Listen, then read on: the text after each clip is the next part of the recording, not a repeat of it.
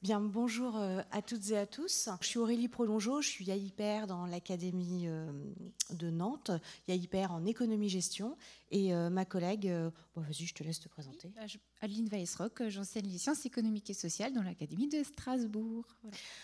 Voilà, donc nous allons effectivement aujourd'hui traiter d'un atelier, d'un regard croisé qui s'inscrit finalement assez bien par rapport aux différents propos qui ont pu précéder, sur comment la question du vieillissement de la population est abordée, donc à la fois dans l'entreprise, sur le marché du travail et puis dans le cadre des différentes réformes des retraites qui ont pu se succéder.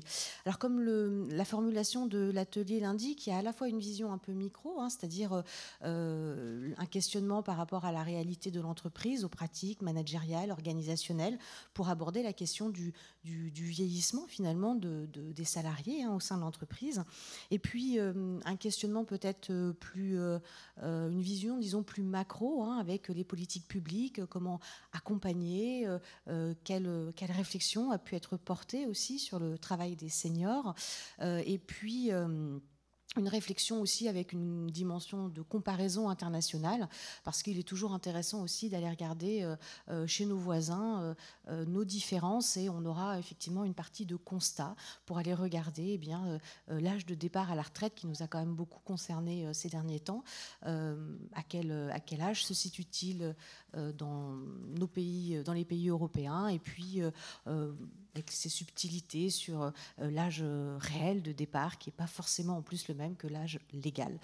Donc à cette dimension donc, de comparaison internationale, on abordera ensuite la question vraiment des conséquences du vieillissement de l'âge des salariés, avec la question de la pénibilité, de l'usure peut-être professionnelle, la question de la santé au travail, santé et sécurité au travail, a été un petit peu abordée ce matin, mais elle sera probablement donc plus approfondie dans cet atelier, avec une réflexion effectivement sur comment adapter le poste de travail, quelles solutions managériales et organisationnelles pour se faire, et puis également une question sur la motivation, avec les carrières qui deviennent plus longues, comment est-ce qu'on pense, comment est-ce qu'on anticipe cette gestion des carrières.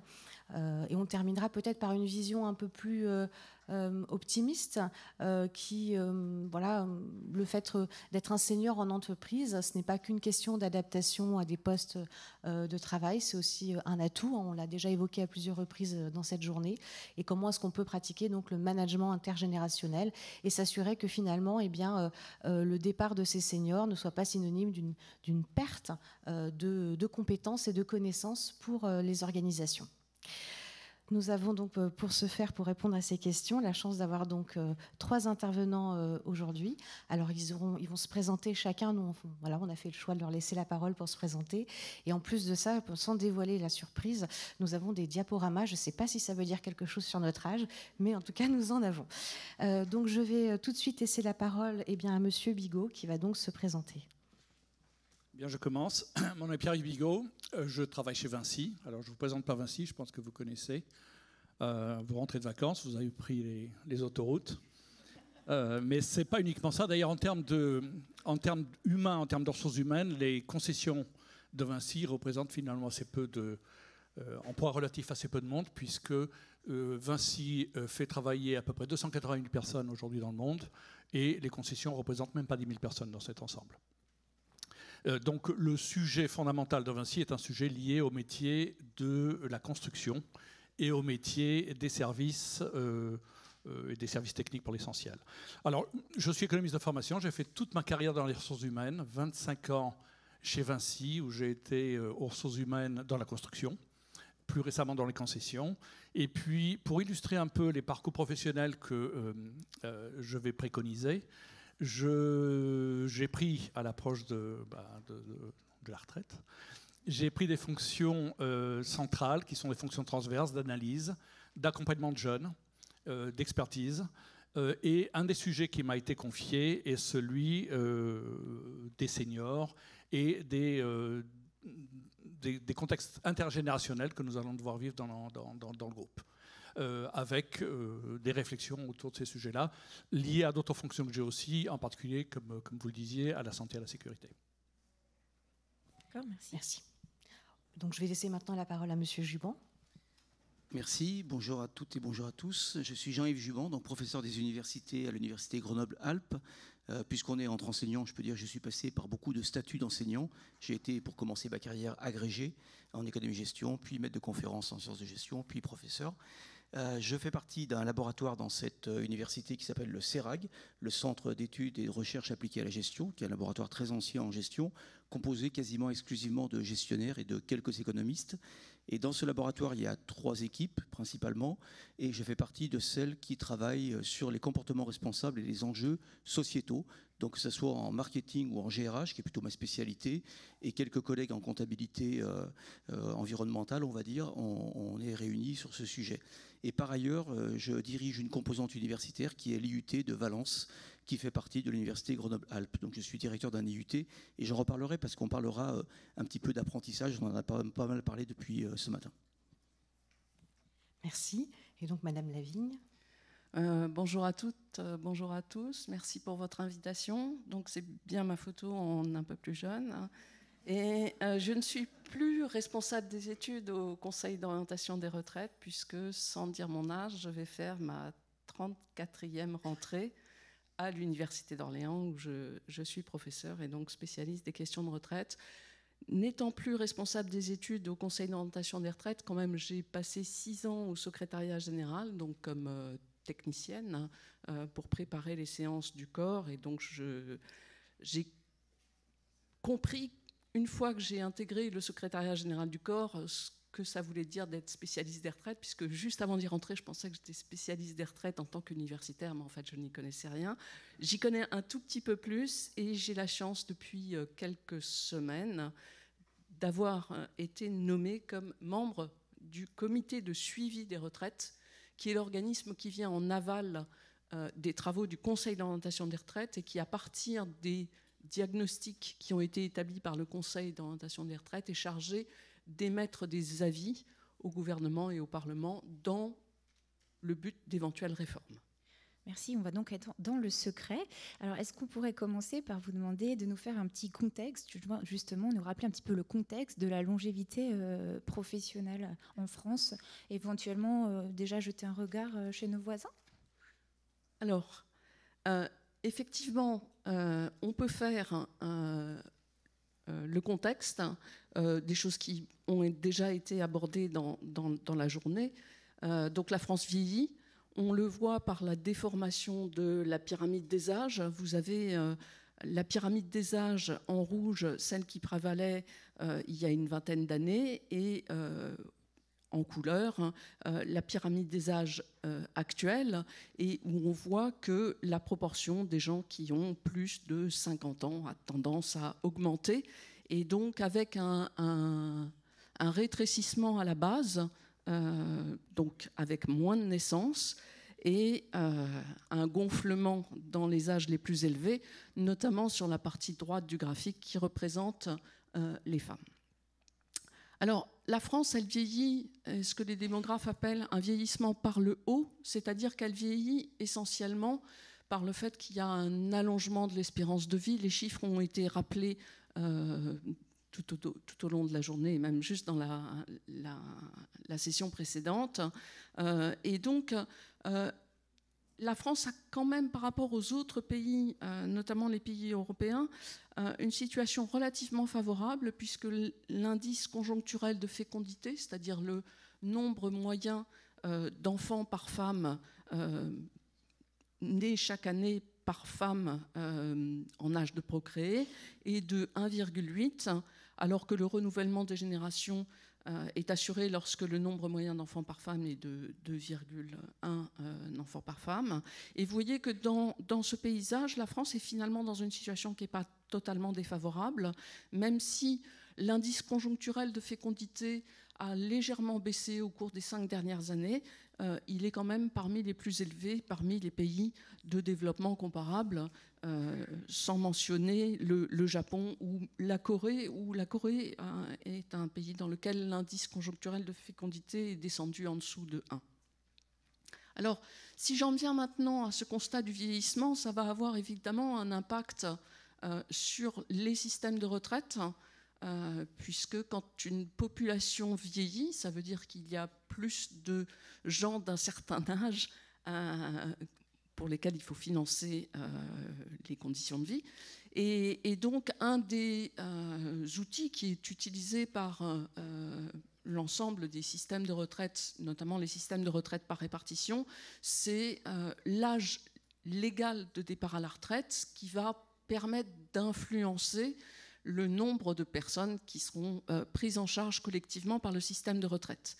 Et ce qu'on voit sur ce graphique, c'est que la France est un des pays dans lesquels l'âge légal de départ à la retraite est relativement faible, encore pour quelques jours 62 ans, et puis ensuite progressivement sera augmenté d'ici 2032 jusqu'à l'âge de 64 ans, c'est des choses que vous connaissez.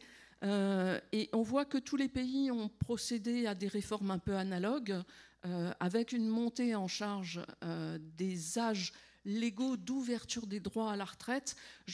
J'évoque ici ce qu'on appelle l'âge inconditionnel de départ à la retraite, c'est-à-dire l'âge à partir duquel vous avez le droit de partir à la retraite indépendamment de toutes les autres conditions, notamment des conditions de durée d'assurance ou l'éventualité d'une décote. Là, vous avez atteint l'âge de 62 ans en France, vous pouvez partir à la retraite sans autres conditions. Vous allez me dire, oui, mais on peut avoir une carrière longue. Oui, mais à condition d'avoir réuni précisément les conditions d'une carrière longue. Donc on voit sur ce graphique que la France fait vraiment partie des pays dans lesquels ces âges légaux sont les plus faibles. À l'autre bout du spectre, vous avez un pays comme l'Italie dans lequel l'âge légal a déjà dépassé 66 ans, mais on voit que le gros des pays européens est aux alentours de 65-66 ans. Et ce qui nous importe à nous, quand on réfléchit sur les systèmes de retraite, c'est l'âge effectif de départ à la retraite, c'est-à-dire l'âge moyen à partir duquel on va commencer à liquider ses droits à la retraite. Et donc là, on voit que la France fait quand même partie aussi des pays dans lesquels l'âge effectif de départ à la retraite est le plus faible. On voit qu'en France, les hommes partent un tout petit peu plus tôt à la retraite que les femmes. Là, c'est une moyenne qui a tendance à s'estomper. Pourquoi ? C'est parce que chez les femmes en France, on a encore des femmes qui ont des carrières qui sont incomplètes et qui arrivent à avoir le taux plein, non pas par la durée d'assurance et leur cotisation pendant leur vie active, mais par le fait qu'elles doivent attendre l'âge de 67 ans, qui est l'âge d'annulation de la décote. Et à partir de cet âge de 67 ans, elles atteignent le taux plein sans éventuellement remplir les conditions de durée d'assurance. Et donc c'est ça qui fait que les femmes ont encore un âge de départ à la retraite légèrement supérieur à celui des hommes, mais c'est quelque chose qui va s'estomper au fur et à mesure que les femmes vont avoir, et on commence à rentrer dans des générations dans lesquelles les femmes ont des carrières complètes. Et puis, dernière diapositive, c'est le taux d'emploi des seniors. Donc, le taux d'emploi des seniors en France, donc les seniors ici, ce sont les 55-64 ans. Et on voit là aussi que ce taux d'emploi des seniors, il est relativement faible par rapport aux autres pays européens, avec des taux d'emploi des seniors de 56 ans pour les 55-64 ans, et pour les plus de 60 ans, là on a des taux qui sont encore plus faibles, aux alentours de 36%. Voilà, donc j'ai campé le paysage. Merci donc je vais donner la parole. Merci beaucoup pour ce rappel de contexte.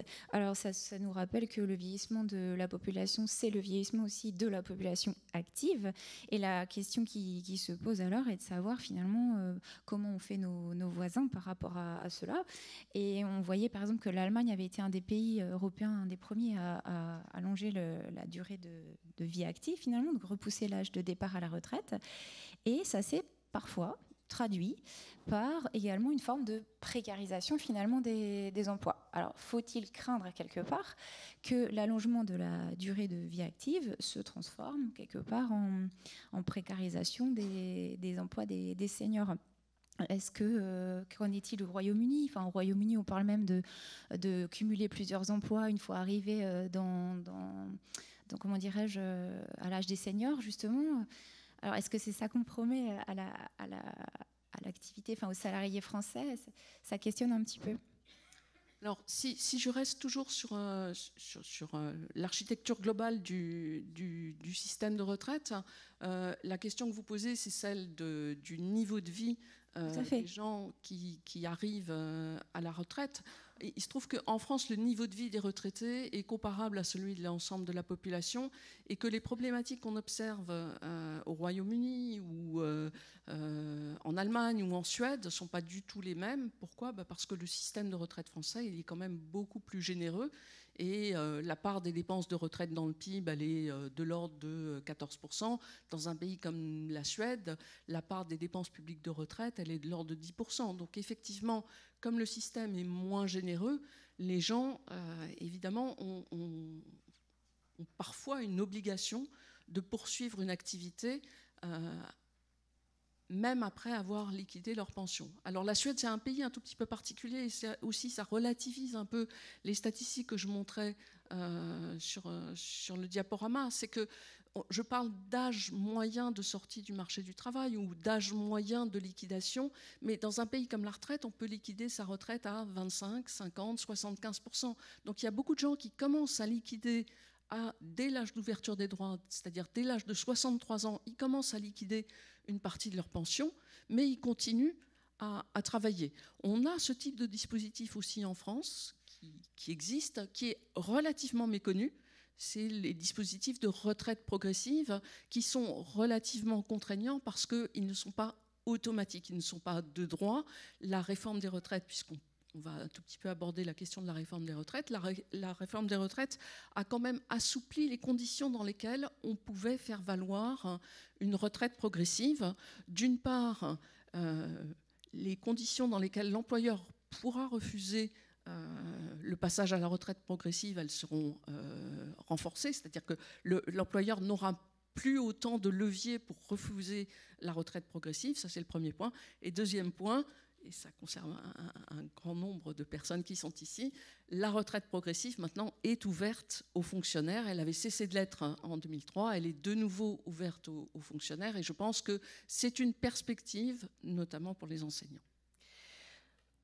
Quand on parle donc effectivement de départ à la retraite, je ne sais pas si on a vu la dernière diapo, mais je crois qu'il y a une grande inégalité, voilà, en fonction de la PCS à laquelle on appartient. Et je trouvais que c'était intéressant effectivement de présenter cet enjeu-là par rapport à la réalité du métier que vous avez pu faire auparavant. Oui, alors cette diapositive, elle était un peu en lien avec tous les débats qui ont eu lieu au moment de l'adoption de la loi sur les retraites, de la réforme des retraites, avec l'idée que,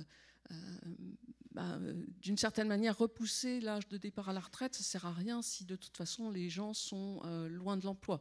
Et donc, ce qu'on sait, c'est que globalement, les gens qui sont en emploi, quand on décale l'âge de départ à la retraite, un grand nombre d'entre eux pourront continuer à être en emploi.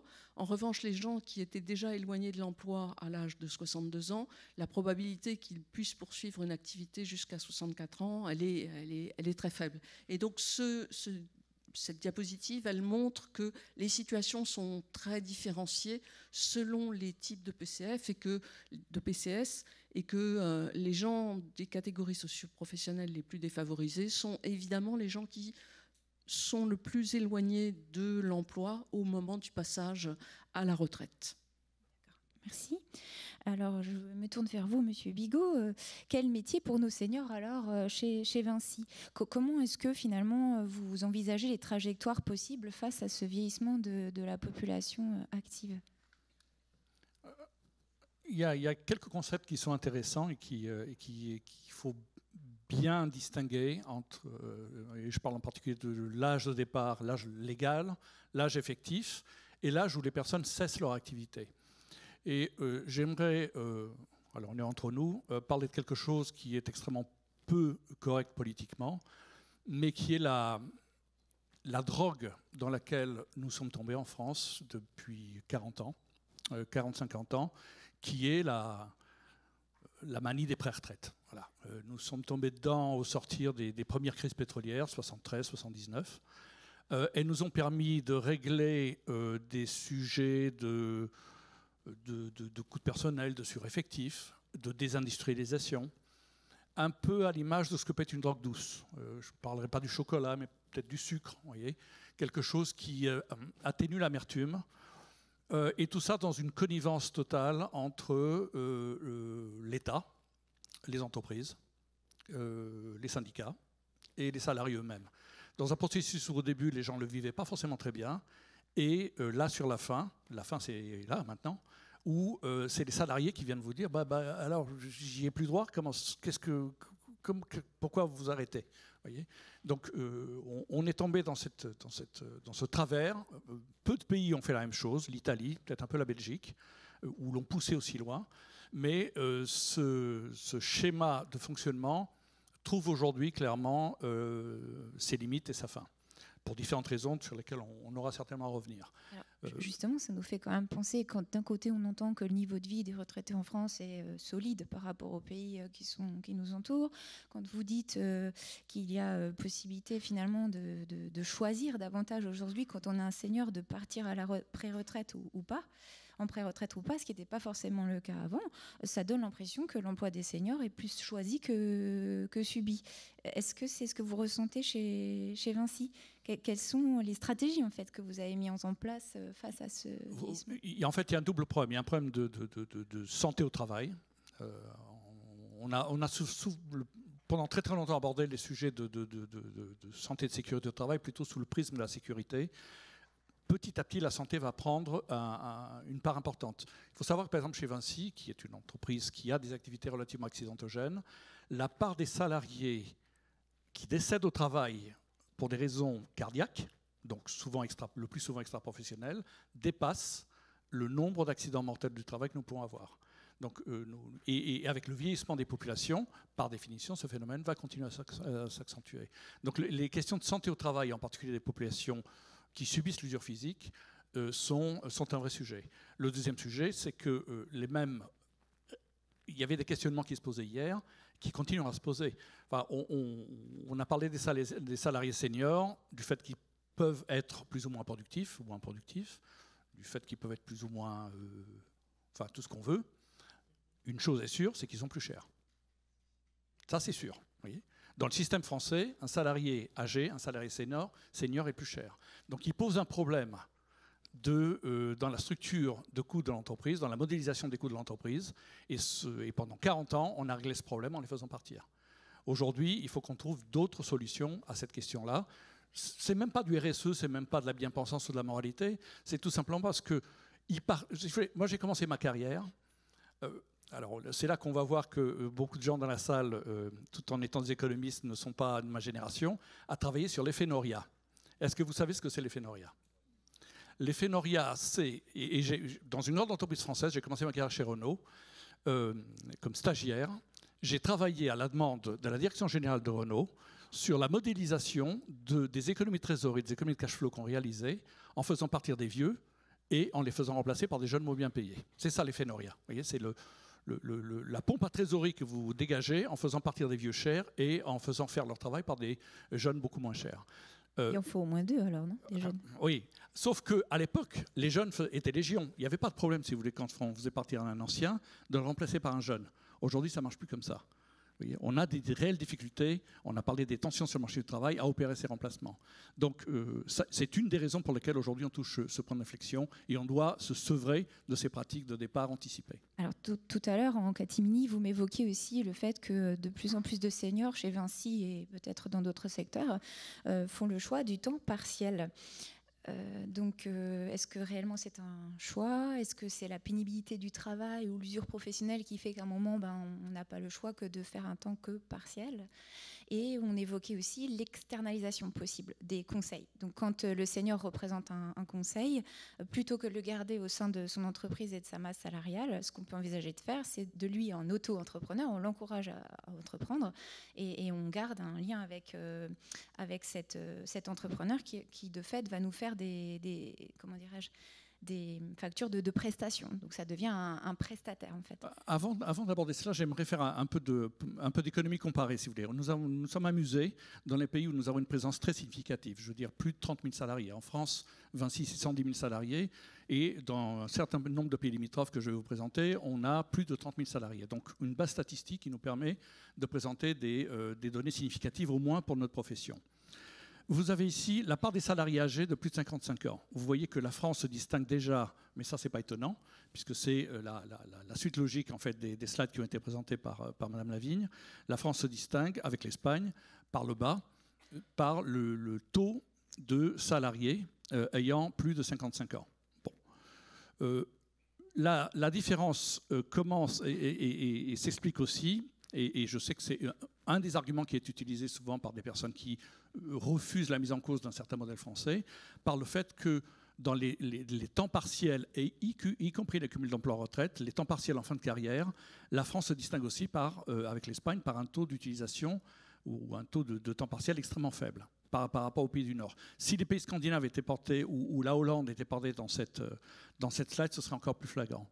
Et puis vous avez un troisième sujet qui est, et là on touche au fond du problème, qui est la part des recrutements des salariés âgés de plus de 50 ans. C'est même pas plus de 60 ans, c'est de 50 ans. Vous voyez que la France se distingue là par rapport à ses voisins de façon claire. Vous disiez, Monsieur Bigot, que vous y voyez d'ailleurs la plus grande discrimination qui restait encore à traiter.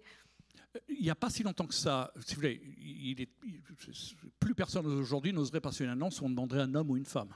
Il n'y a pas si longtemps que ça, on voyait encore des annonces de recherche, y compris auprès des institutions comme l'APEC ou la NPE, où on donnait des tranches d'âge. Où on disait, on cherche quelqu'un entre 28 et 35 ans, comme par hasard. Vous voyez, voilà. Ça, c'est la dernière des discriminations flagrantes en France. C'est la discrimination par l'âge. Aujourd'hui, être un salarié âgé en France, c'est être sorti du marché du travail. Et ce n'est pas la réalité que vivent nos voisins, qui n'ont pas de problème existentiel à recruter effectivement des salariés âgés.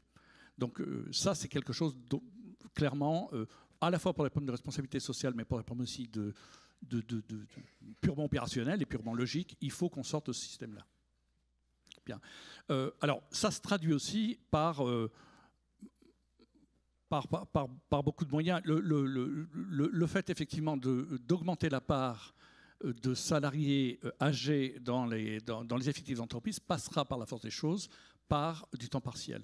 Et le temps partiel implique aussi des choix qui sont des choix de retraite progressive tels que Mme Lavigne les évoquait, qui est un dispositif français qui est extrêmement intelligent et qui a été notablement assoupli, ouvert aux fonctionnaires, mais ouvert aussi à l'annualisation et à la modulation. C'est-à-dire que vous pouvez rentrer dans des schémas assez facilement maintenant de retraite progressive qui permettent aussi d'annualiser et de moduler dans l'année le temps de travail qui va être mis en œuvre.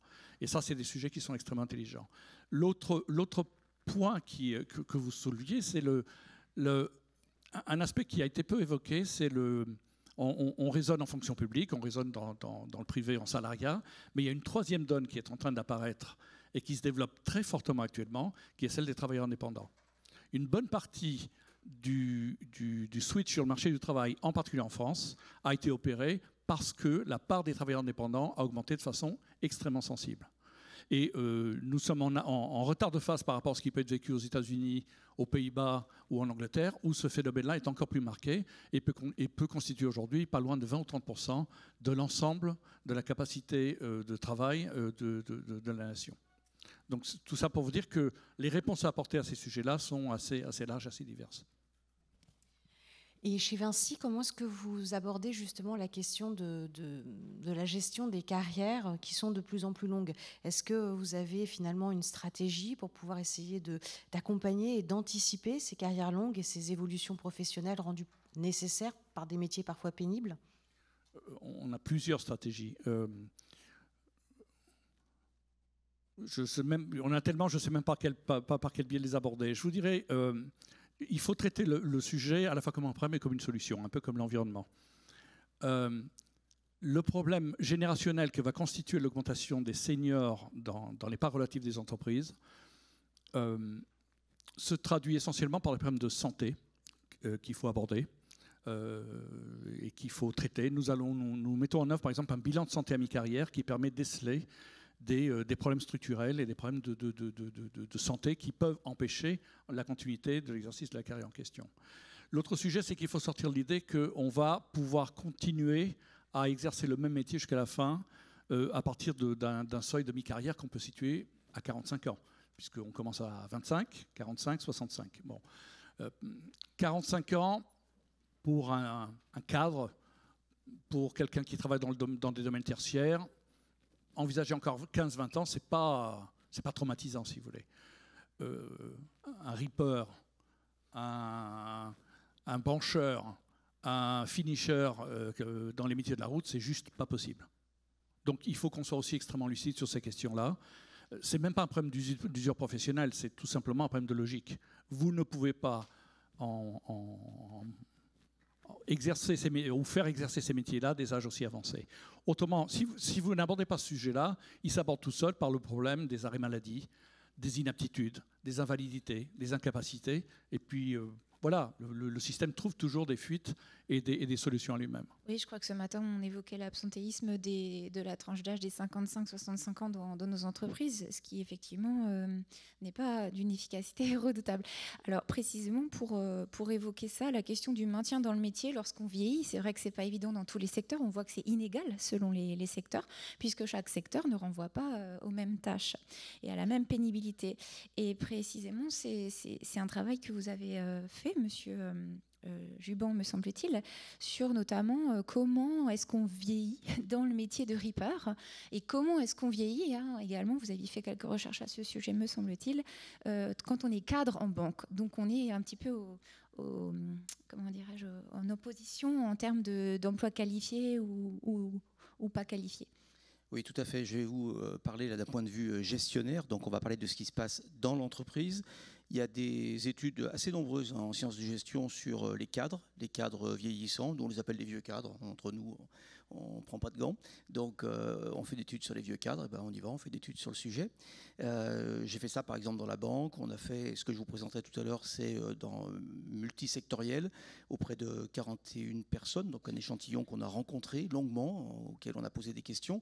Ça, ce sont les cadres. Et puis, il y a une population qu'on oublie souvent sur cet aspect-là du vieillissement au travail. On le traite pour d'autres sujets, mais pas très fréquemment pour celui-ci. C'est les métiers, on va dire, extrêmement pénibles. On parlait de ripper. Alors, je ne sais pas si tout le monde ici sait ce qu'est un ripper. Un ripper, c'est celui parmi les éboueurs qui est accroché à l'arrière du camion et qui va ramasser soit les containers, les poubelles ou les sacs ou les cartons que les personnes ont déposés devant leurs habitations. Donc, dans ce cadre-là, j'ai eu l'occasion d'encadrer une thèse dont je vais vous parler, qui a été soutenue en 2019. Puis pour les cadres, c'est également des travaux de recherche qu'on avait fait il y a quelques années avec un groupe de collègues sur ce sujet. Donc avant de parler de ça, je voudrais revenir sur le fait que la question de l'âge et du vieillissement dans les entreprises n'a pas été traitée, n'a pas été un sujet pendant très longtemps, du fait de ce qu'on disait à l'instant, c'est-à-dire qu'on avait sorti ces personnes du marché du travail. Il y a eu, par l'effet d'une volonté politique, à partir du moment où on a eu la crise économique et puis l'abaissement de l'âge légal du départ à la retraite en 1981-82, il y a eu ce qu'on observe ici, c'est-à-dire une baisse du taux d'emploi et du taux d'activité des seniors, toujours la même tranche d'âge, 54-64 ans, pendant de très nombreuses années. Je ne sais pas si vous arrivez à lire les années, mais ça commence en gros à la fin des années 70. Ça baisse de manière assez vertigineuse jusqu'à atteindre une sorte de seuil dans les années 90. Et puis, ça remonte tout doucement dans les années 2000 avec les débuts de réformes sur les retraites et puis, bien sûr, la nécessité de travailler de plus en plus longtemps et en tout cas de ne plus partir, puisque les dispositifs de pré-retraite ont trouvé leur terme à ce moment-là, de ne plus partir de manière anticipée. Donc ça, c'est un cadre qui explique qu'on n'avait pas cette préoccupation dans les entreprises, de même qu'on n'avait pas non plus, et ça c'est une autre problématique qui m'avait aussi intéressé fut un temps, tellement de jeunes dans les entreprises. Alors on ne les retrouve pas pour autant aujourd'hui. Ça, c'est pas une volonté de politique économique, c'est plutôt un fait de société dont on peut se féliciter, c'est la massification de l'enseignement supérieur avec un allongement de la durée des études et donc un retard dans l'entrée dans la vie active. Aujourd'hui, et je le disais tout à l'heure, grâce à l'apprentissage pendant l'enseignement supérieur, on le fait beaucoup dans les IUT, mais ça se fait aussi dans pas mal d'autres formations, écoles d'ingénieurs, IAE et autres, on va retrouver des personnes qui seront employées ou salariées à partir de, pourquoi pas chez nous en IUT, 20 ans, 19 ans. Dès la première ou la deuxième année, ils peuvent être en apprentissage et donc faire partie des personnes en emploi, mais ça c'est un autre sujet. Et donc on voit bien que c'est la situation financière des régimes de retraite, et donc c'est un point de vue financier, une logique financière qui a prévalu et qui s'est opposée à des logiques de résistance, à la fois des salariés qui, M. Bigot le disait, ne voulaient pas parce qu'ils avaient vu les générations juste avant eux partir beaucoup plus tôt, qui ne voulaient pas travailler plus longtemps et qui faisaient tout pour y échapper, et puis aussi des entreprises avec ce stéréotype de l'image du salarié vieillissant, trop vieux, trop cher, trop lent, trop peu efficace, bref, une discrimination réellement très très marquée. Et donc on avait perdu l'habitude d'avoir des employés, de recruter encore plus des salariés âgés qui, on le sait aussi, coûtent très cher. Et donc, on voit bien que cette question du vieillissement, que j'illustre aussi à partir du taux d'emploi par âge depuis 1975. Donc là, on voit par exemple la courbe en pointillé tout en haut, c'est les 25-49 ans. Donc ça a peu bougé au fil du temps. Ça commence en 1975 et ça finit en 2021. Le bleu clair au milieu, c'est les 55-59 ans. Donc il y a eu la baisse qu'on a constatée tout à l'heure et la remontée récente. Et puis les plus de 60 ans, alors là, qui sont très très bas, hein, ils ne sont jamais bien au-dessus des 40%, et encore, ils ne sont pas remontés à ce niveau-là depuis les années 70. Donc la question qui m'intéresse, moi, sur ce sujet-là, c'est la question à la fois du travail pénible, et donc de l'état de santé des personnes qui doivent continuer à travailler. C'est la question pour les cadres de la motivation à continuer à travailler. Et on verra tout à l'heure qu'il existe des outils théoriques pour apprécier cette question-là. Et c'est une question qui concerne tout le monde. Alors on l'a beaucoup étudié dans les entreprises privées, mais aussi à travers les reapers dans des administrations publiques, collectivités territoriales. Et si je prends l'exemple, pour parler un petit peu de pyramide des âges et d'effet de Noria, moi j'appartiens à une université qui est pénalisée par le fait que, l'université Grenoble-Alpes, nous avons beaucoup d'enseignants, et j'en fais partie, qui sont en fin de carrière. En fin de carrière dans la fonction publique, on coûte cher, même si on n'est pas très très bien payé, n'empêche qu'on coûte cher et qu'on coûte plus cher que les jeunes qu'on va recruter à notre place. Et ça induit comme effet que quand on part à la retraite, quand moi je partirai à la retraite, quand mes collègues partent, et j'en ai tous les ans qui partent à l'IUT que je dirige, on les remplace pendant 2 ans par des contractuels qui sont payés sur la grille des certifiés, premier échelon, ne récupèrent même pas leur ancienneté. Allez les trouver, ces gens-là, sur le marché du travail. Surtout aujourd'hui, ce n'est pas évident, mais on en est là aujourd'hui dans l'administration et dans certaines universités comme la mienne.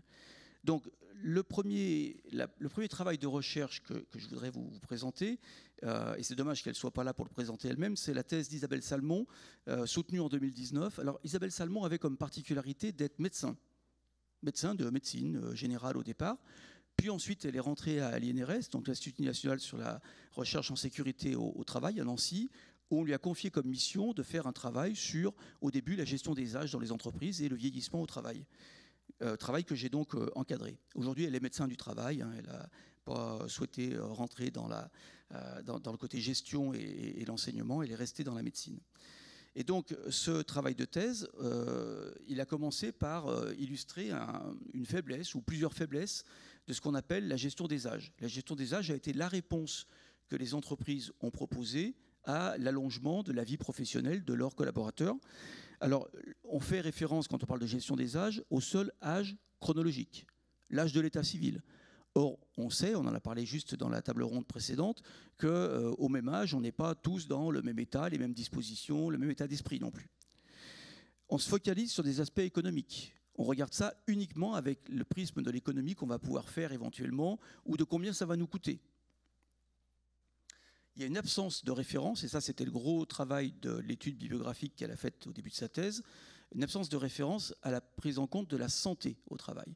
On prend en compte plein de choses quand on regarde comment les gens vieillissent au travail, en particulier leur motivation, mais on prend très peu en compte, et pourtant c'est assez évident qu'il faut le faire, la question de la santé.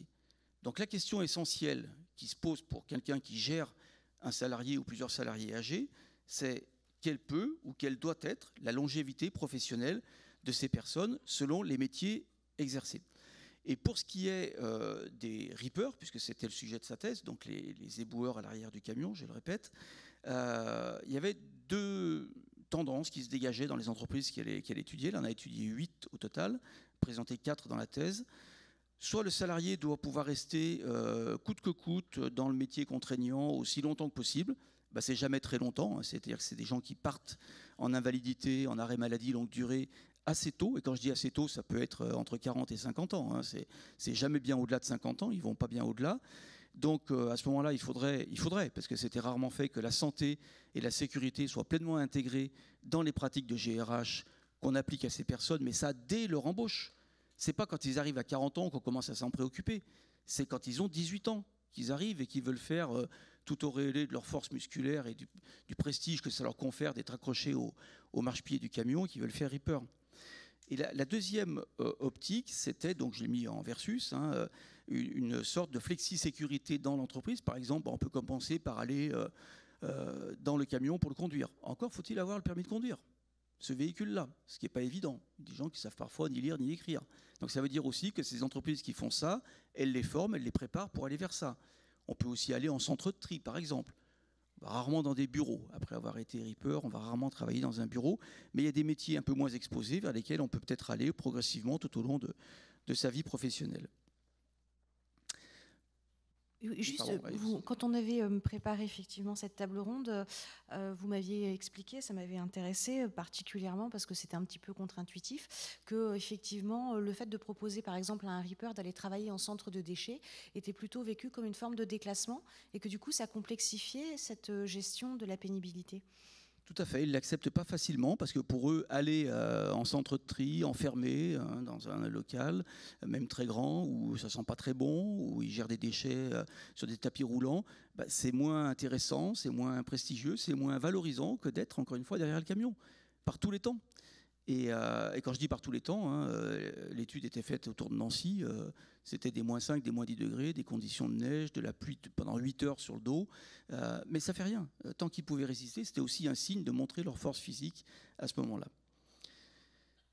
Et donc, ce qu'on constate à l'issue de cette étude de littérature et puis des premières études de terrain, c'est qu'il y a des liens très faibles, très peu de dialogue en fait, entre les acteurs de la santé au travail et les gestionnaires RH. Et alors, Isabelle Salmon donc, a eu une proposition pour faire une étude sur ce qu'on appelle le monoripage. Alors le monoripage, donc reaper, c'est ceux qui ramassent les poubelles, c'est souvent du biripage. Ils sont 2 à l'arrière du camion et ils s'entraident. Et puis, pour des raisons d'économie, les sociétés qui répondent à des appels d'offres vont dire on va essayer de mettre une seule personne, on ramasse qu'un côté de la rue, on reviendra pour ramasser l'autre côté, mais la personne, ça coûtera moins cher parce que c'est 50% du coût du ramassage, c'est les personnes qui sont dans ou sur le camion. Donc on essaie d'en mettre qu'un, seulement bien sûr certains s'inquiètent. Alors les acteurs de santé s'inquiètent, les gestionnaires sont tout contents. Et donc on a pu dire, hein, c'est l'Eldorado du gestionnaire, c'est le souci du préventeur, c'est le cauchemar du reaper. Et vous allez voir pourquoi à travers les résultats. L'étude a consisté, je vais passer sur les aspects méthodologiques, il y a eu 8 puis 16 tournées qui ont été étudiées, 8 par un ergonome, 16 par un physiologiste. Isabelle faisait partie de l'équipe, et puis un économiste et un gestionnaire, en l'occurrence c'était elle considérée comme le gestionnaire, pour étudier les résultats. Donc on a comparé des tournées existantes, on n'a pas monté un protocole expérimental, des tournées existantes, comparables, en biripage et en monoripage, pour voir ce qui se passait, et là ça donne des indications sur la réelle pénibilité du travail. Alors, le temps de collecte des déchets, qui est d'environ 6 à 7 heures dans la journée, hein, il y a le temps de préparation, le temps de retour, de la douche, etc., il augmente d'une demi-heure quand on est en monoripage. Donc déjà, on va être une demi-heure de plus à l'arrière du camion. La durée de pause, pendant la journée, elle diminue de 33 à 26 minutes. Donc on a moins de temps de récupération. À ce sujet, et ça c'est l'étude de l'ergonome qui le montre, les temps morts pendant le ramassage n'existent plus. Parce que le temps mort, c'est le temps d'attendre que l'autre reaper fasse ce qu'il est en train de faire, et puis on s'y remet, parce que comme ça, on souffle un petit peu. Là, on est tout seul, donc on est toujours en train de courir. C'est des personnes qui parcourent parfois 20 km en marchant ou en courant derrière le camion, qui lui en fait 40, mais eux, ils en font la moitié à pied. La masse de déchets collectés, et là c'est absolument incroyable, elle passe de 4,7 tonnes à 9,6 tonnes par personne. Donc on ramasse autant ou à peu près, mais tout seul. Alors évidemment, vous allez me dire, il y a les aides, les assistantes sur le camion qui va monter la poubelle et qui va la vider. Oui, sauf que la plupart des gens, et nous peut-être on le fait aussi, enfin moi je le fais plus depuis que j'ai encadré cette thèse, bien sûr, on pose des sacs, on met des cartons, on met de la ferraille, on met des tas de cochonneries à côté de la poubelle. Bah, ça, il faut les porter. Ou on les laisse là et on fait mal son boulot, et ils ont le souci de bien le faire, ou on les porte.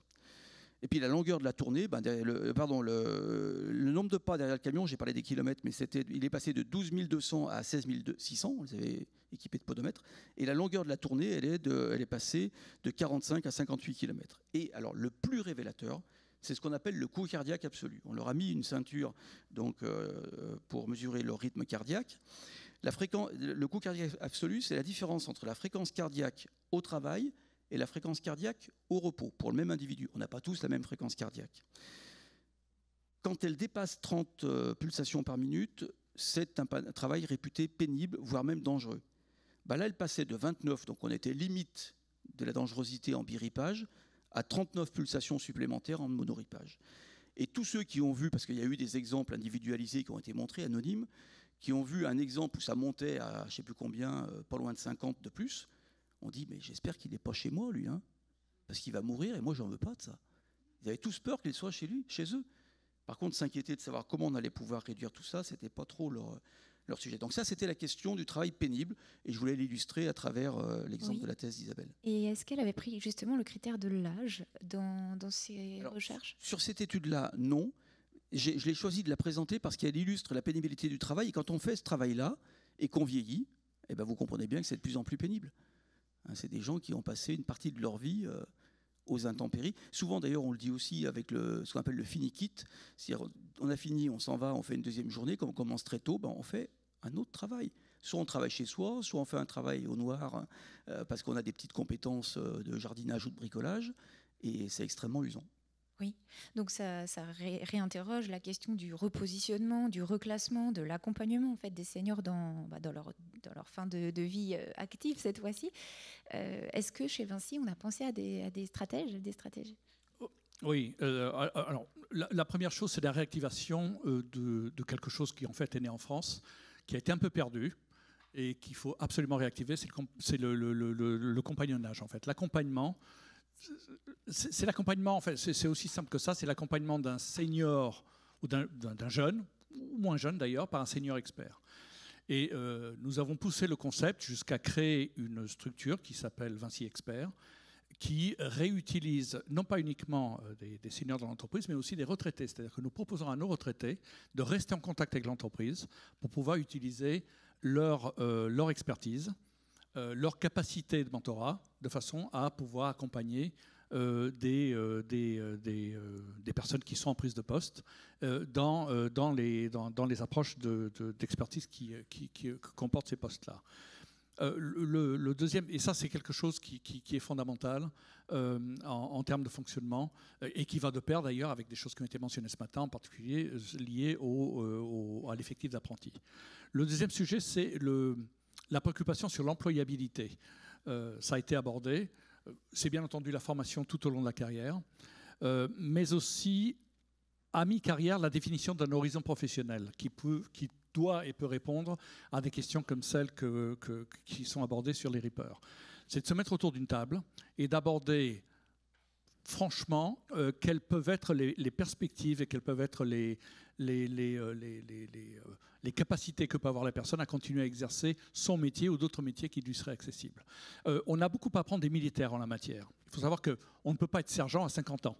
Ça n'existe pas. Vous voyez, parce que, bon. Et donc les armées s'occupent non seulement de restructurer, enfin ou tout au moins d'accompagner en interne les personnes qui arrivent en limite d'âge, souvent la limite d'âge étant loin de ce qu'on peut appeler l'âge de départ en retraite, mais aussi s'occupent, parce qu'elles considèrent que c'est de leur responsabilité, et en fait c'est la responsabilité des entreprises aussi, d'accompagner les personnes, y compris sur des solutions extérieures. Quelqu'un qui a vécu, par exemple, sur un finisher, qui est un appareil qui sert à poser du noir, en grand déplacement, on peut comprendre que, passé un certain âge, surtout s'il a une santé défaillante, il puisse rencontrer quelques difficultés.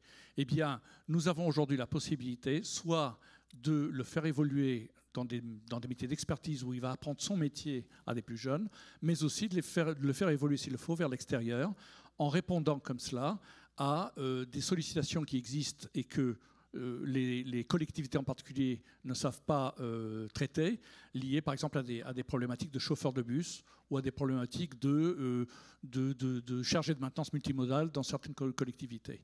Et il y a des possibilités qui doivent être travaillées sans attendre l'âge limite où la personne va se retrouver en situation d'inaptitude ou de fatigue extrême. Et donc aujourd'hui, dès 45 ans, ces sujets-là sont abordés. Tout à l'heure, on parlait de la socialisation des anciens, des vieux, oserais-je le dire. C'était une collègue à moi qui posait cette question. Et en fait, ça me fait penser que vous m'aviez évoqué la dualité de transfert. C'est-à-dire que vous rappelez les anciens parce qu'ils sont porteurs d'une compétence, d'un savoir-faire, mais vous expliquez que, bien évidemment, les plus jeunes, à leur tour, initient notamment au numérique et à plein d'autres nouvelles technologies et autres, les anciens. Et est-ce que vous remarquez, quand vous créez des binômes comme ça, est-ce que finalement c'est efficace? Est-ce que vos gestionnaires vous disent non, c'est trop cher, on va éviter ce genre de choses? C'est-à-dire de mettre en binôme un ancien et un plus jeune qui a moins d'expérience dans l'entreprise. C'est pas toujours merveilleux, mais quand ça marche efficacement, c'est extraordinaire. Et je souligne que ça fonctionne à tous les niveaux. À tous les niveaux. Un patron d'entreprise doit pouvoir jouer ce rôle comme un technicien ou un agent de maîtrise. À tous les niveaux de l'entreprise, ce rôle-là doit être joué. Et quand ça fonctionne bien, c'est extraordinaire. Je dois vous dire que le fait que nous n'ayons pas eu la préoccupation dans certaines industries de mettre cela en œuvre nous a fait perdre, en particulier en France, un savoir-faire colossal. Nous ne savons pas faire aujourd'hui des choses que nos anciens savaient faire. Et ça, c'est parce que nous ne sommes pas préoccupés de ce genre de choses. On voit ce que ça coûte, par exemple, dans la filière nucléaire aujourd'hui. Bon, c'est plus possible. Et surtout si on veut réindustrialiser la France. Donc, bien sûr, c'est un sujet que nous traitons aujourd'hui. Cette plateforme, finalement, elle rencontre un succès. Ces seniors s'inscrivent. Alors, ils sont déjà à la retraite quand ils font ce suivi de ce compagnonnage, finalement? Oui. Alors, nous avons fait notre plan d'essai en France et ensuite, on compte l'étendre sur des pays limitrophes. Alors, il faut savoir qu'en France, on est confronté au problème qui a été souligné par Mme Lavigne, qui veut que, économiquement, nos retraités n'ont pas besoin d'exercer une activité rémunératrice. Ce n'est pas le cas en Angleterre, ce n'est pas le cas en Espagne. Ce n'est pas le cas dans certains pays nordiques, où les retraites, s'il n'y a pas eu de complément, sont assez basses. D'ailleurs, j'aborde un sujet qui est assez sous-estimé en France aussi, qui est le devoir de l'employeur d'apporter une information aux salariés sur ses retraites. Moi, je suis très frappé en tant que RH de voir aujourd'hui la parfaite méconnaissance des gens, des salariés, de ce que va être leur retraite.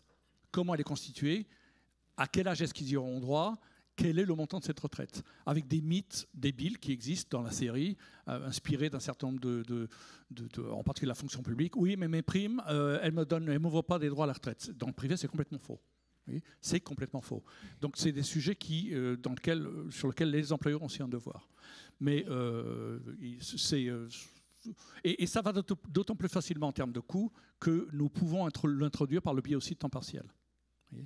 Alors, j'en profite que vous évoquiez le temps partiel, qui me fait penser à la population féminine, la population active féminine. On a eu l'occasion de parler de métiers plutôt masculins, que ce soit chez Vinci ou que ce soit en tant que ripper derrière un camion qui permet de collecter des déchets.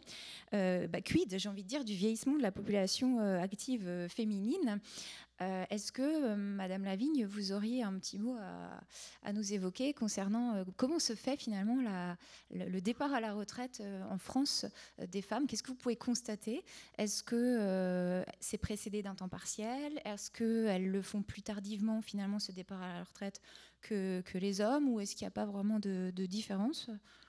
Je l'ai déjà évoqué tout à l'heure, donc sur la situation actuelle, avec un départ en moyenne, une sortie effective du marché du travail qui est un tout petit peu supérieure aux femmes par rapport aux hommes, parce que on a encore aujourd'hui des femmes qui appartiennent à des générations qui n'ont pas eu de carrière complète, mais dans le futur, les femmes qui vont partir à la retraite vont avoir, pour la plupart d'entre elles, des carrières complètes, et ces carrières, elles seront d'autant plus complètes, entre guillemets, qu'elles seront complètes grâce aux trimestres qui auront été effectivement cotisés parce qu'elles seront rentrées sur le marché du travail et seront sorties à peu près à la même période que les hommes, mais elles auront par ailleurs les majorations de durée d'assurance pour enfants qui vont leur permettre d'avoir des durées validées qui seront supérieures à celles des hommes, légèrement supérieures, comme le montrent les projections du corps.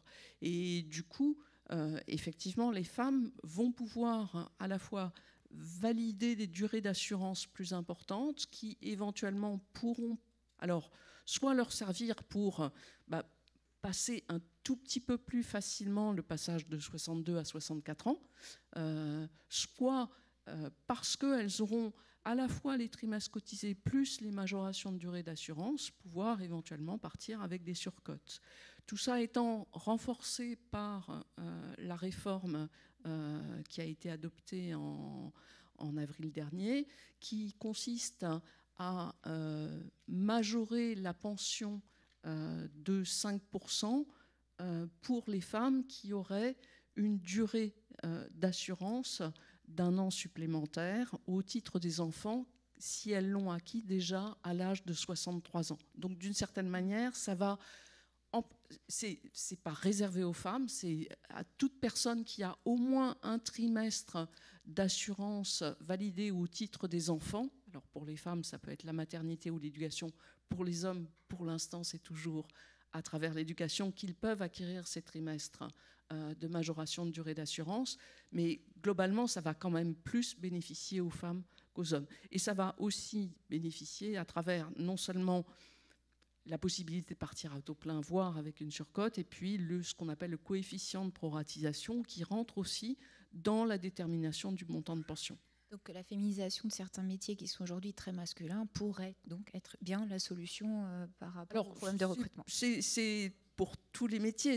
La situation, elle est favorable aux femmes du fait de la maternité, enfin du fait d'avoir des enfants nés ou adoptés. Et donc ça bénéficie quand même plus aux femmes qu'aux hommes. Voilà, c'est le mot de la fin. Merci beaucoup pour vos 3 interventions. Donc, il nous reste un tout petit peu de temps pour prendre d'éventuelles questions. Oui. Alors, j'en ai pas sur la tablette, mais il y en a peut-être en direct. Oui, moi, si je peux poser une question, j'ai une petite question pour M. Bigot sur la statistique qu'il a montrée. Les recrutements au-delà d'un certain âge, je ne sais plus si c'est 50 ou ça, il y avait 7% en France, 21% en Angleterre et 17% en Allemagne. Pourquoi est-ce qu'on en a plus en Allemagne et en Angleterre? Vous avez dit, vous avez parlé de l'effet de Noria, mais ça existe qu'en France, ça, ou c'est culturel? Je pense qu'il y a un facteur culturel important. C'est très lié aussi à la protection, non pas retraite, mais chômage en fin de carrière, qui permet effectivement à des salariés en fin de carrière d'être assez bien protégés par les effets de durée de protection et d'atteinte de ce qu'on appelle l'âge de soudure. Là, je rentre dans des limites, dans des éléments techniques qui font que en fait, les salariés en question se sortent eux-mêmes du marché du travail. Ça, en Allemagne et en Angleterre, ça n'existe pas. Et les employeurs, je pense qu'il y a une avance de phase aussi en Allemagne et en Angleterre, les employeurs ont tendance à aller chercher des solutions auprès des salariés âgés qui sont des démarches qui n'ont pas encore qui ne sont pas rentrées dans les esprits en France. Mais ça va changer là. On n'aura pas le choix. Sur les sujets sur lesquels on travaille, la Poste, c'est partie des choses qu'on peut améliorer. Il n'y a rien de mieux dans la vie que de ne pas avoir le choix. Et les recruteurs, les entreprises n'auront pas le choix. D'autres questions?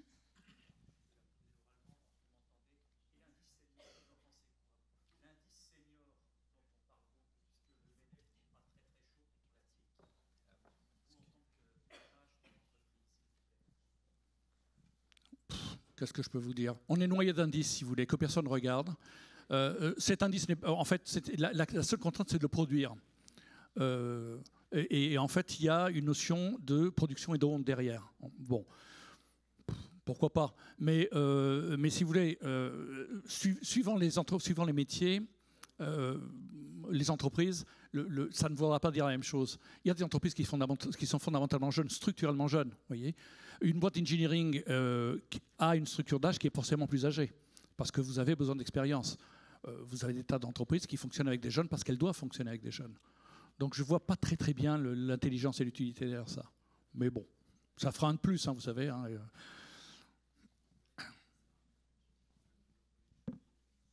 peut prendre une dernière question. Oui, monsieur? Vous arrivez à vous exprimer sans micro? Ceux en ligne, ils n'entendent pas. Non, mais c'est le monsieur là qui... Bonjour, Raphaël Prévost, l'association Entreprendre pour apprendre. Je voudrais avoir votre position à tous les trois sur le mécénat de compétences, qui me semble être une thématique assez importante et intéressante sur le travail et l'âge. Merci. Alors moi je suis intéressé par ça en tant que directeur d'IUT surtout, parce que bon, on fait intervenir beaucoup de vacataires praticiens. J'aime pas dire professionnels parce que nous on n'est pas des amateurs non plus, donc ce sont des praticiens. Et c'est un dispositif qui est testé depuis maintenant 1 an à l'IUT de Poitiers. Un bilan va être fait, on le fera tous ensemble, les directeurs d'IUT, le 12 septembre. Moi, je suis vraiment sur les rangs pour le lancer. Je trouve que c'est une bonne façon, et je voulais parler des cadres, c'est une bonne façon de finir sa carrière. Il y a 2 manières, pour aller très très vite sur ce que j'aurais dit si on avait eu un peu plus de temps. Un cadre en fin de carrière, il peut chercher à assimiler ce qu'il vit et à maintenir, voire augmenter ses ressources, ses compétences pour toujours exercer son métier de la même manière. C'est difficile et ça prépare mal la retraite. Il peut aussi essayer d'accommoder. C'est une autre stratégie qu'on a observée. Et en accommodant, soit il mêle la vie professionnelle et la préparation de ce qui va suivre, soit il accommode pour uniquement préparer ce qui va suivre. S'il mêle la vie professionnelle et la préparation de ce qui va suivre, bienvenue pour le mécénat de compétences, moi je l'embauche.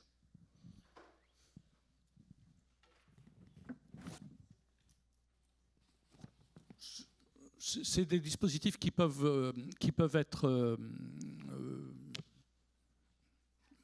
mis en place dans des contextes de fin de carrière, d'expertise et souvent de temps partiel. Maintenant, c'est les entreprises qui ont les moyens, souvent les grandes entreprises qui permettent ça. Donc, il faut relativiser un petit peu les choses. Une petite PME aura toujours du mal à aborder ces sujets comme ça. Je crois qu'on va pouvoir clore. Oui, on vous remercie tous les trois. Merci à tous.